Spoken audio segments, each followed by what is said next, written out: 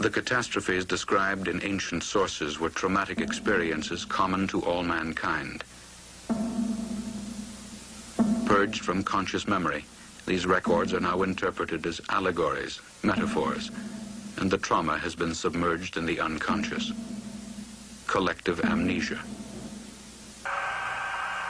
A revolutionary theory of the universe based on the records of the past has challenged the fundamental beliefs of modern science for more than 2 decades. Today, the unexpected findings of space explorations have confirmed many of the predictions of this theory. Mountains were born and mountains collapsed. Land and sea changed places. Great streams of lava flowed. The sea boiled and evaporated. Such were the scenes of unimaginable violence during the times of global catastrophe, as recorded by the ancients.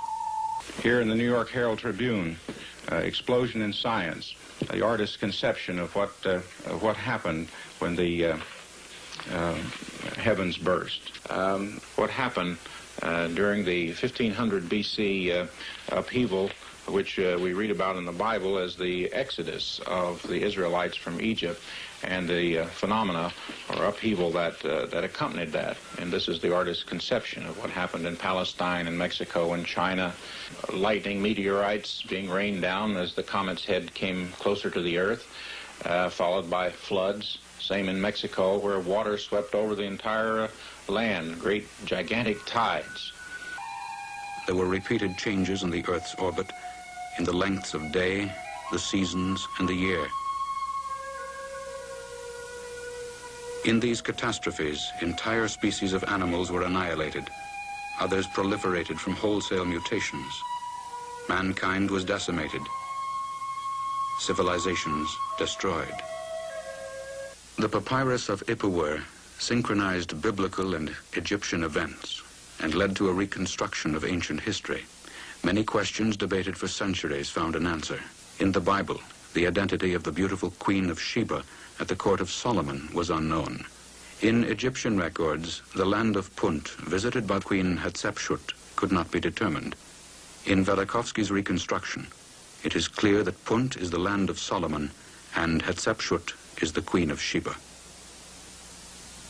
The biblical story of Joshua, with the sun standing still in Gibeon and the moon in the valley of Ajalon, presented another realization. I was struck by the fact that 2 lines or 2 verses before the story of the sun and moon disturbed in their daily motion was the story of large stones that fell from the sky and destroyed more of the enemy soldiers than the sword of the Israelite. Of this combination, because combination of stones and disturbance in rotation of the earth, the ancients could not know that it was the earth that was disturbed in rotation. They thought the moon and the sun. Made me immediately to follow the path toward east and west. And I found without great difficulty that in Western Hemisphere, which means here, on this continent, the story persists too. The story persists among the Redskins, it persisted among the Mayas, at the time when the continent was first conquered, the Mexico part of it, by the Spaniards, namely that the sun was rising just over the eastern horizon when it dropped back and came a little up again and stand there without motion, and all the forests burned. Again, the Redskin could not know about the heat resulting from disturbance in the Earth's rotation.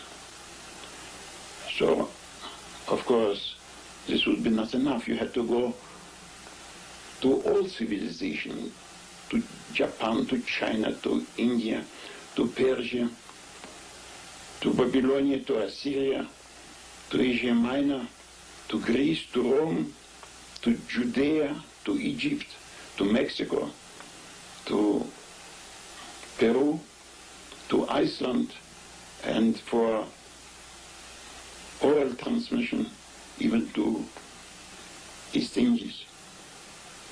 And the same story could have been found in all places, but differently told, so that it was no question of just borrowing from one nation by another. So this was the conclusion. The story of human memory of catastrophes that took place in historical times, but strangely, despite the fact that they were described in so many sources, as if non-existent for the scientific world. Other ancient documents tell of the thunderbolts of the planet god Jupiter. Velikovsky understood that these thunderbolts referred to electromagnetic discharges between planets. This led to his claim that radio noises must emanate from Jupiter. In 1955, radio noises from Jupiter were discovered. It was this prediction and discovery that finally convinced Einstein of the merit of Velikovsky's ideas. This prediction and confirmation of radio noises from Jupiter convinced Einstein to seek crucial experiments on Velikovsky's ideas. After Einstein's death, his estate wrote letters to this effect, but with no result. One of the most interesting cases that are these mammoths that are frozen in the Yukon or in Alaska, frozen in the muck and the gravel of that area, that still have food in their mouths. The flesh has been preserved in the ice, so that actually when they were dug out, when they were digging for gold, they could actually feed the flesh of these animals to sledge dogs.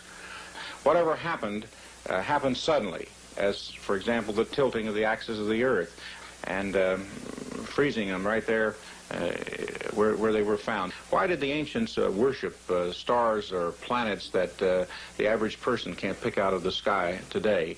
And yet all of our ancient heritage that comes to us in terms of architecture, writing, and so on, they're actually obsessed with the idea of worshiping these stars, these dreaded planets. All mankind through the years have worshipped stars that we can't even pick out of the sky today. Now why? Why were they so obsessed with them? Unless in some way these stars were threats to them, in some way impressed themselves upon ancient man. A book like Old Testament is read maybe more than any other book through the centuries. It's translated to all languages. And you read there about sea and land changing places, about mountain moving into the sea, mountain being overturned, mountain melting like wax. And you think that this is metaphors. And so it is the phenomenon that Freud stressed and stressed again, of the role of traumatic experience on the life of an individual. But he stressed also another point, namely that the victim of this partial amnesia lives under the urge to repeat the traumatic experience, sometimes changing roles, making somebody else the victim.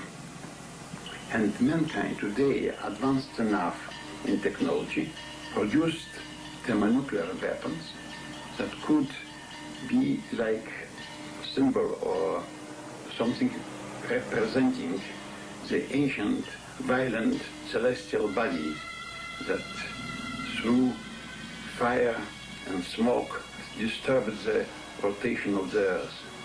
Now, if man is under the urge to repeat the ancient catastrophic events, the ancient trauma, are we not in a predicament? It is not a preaching to be better. It is a preaching to know yourself.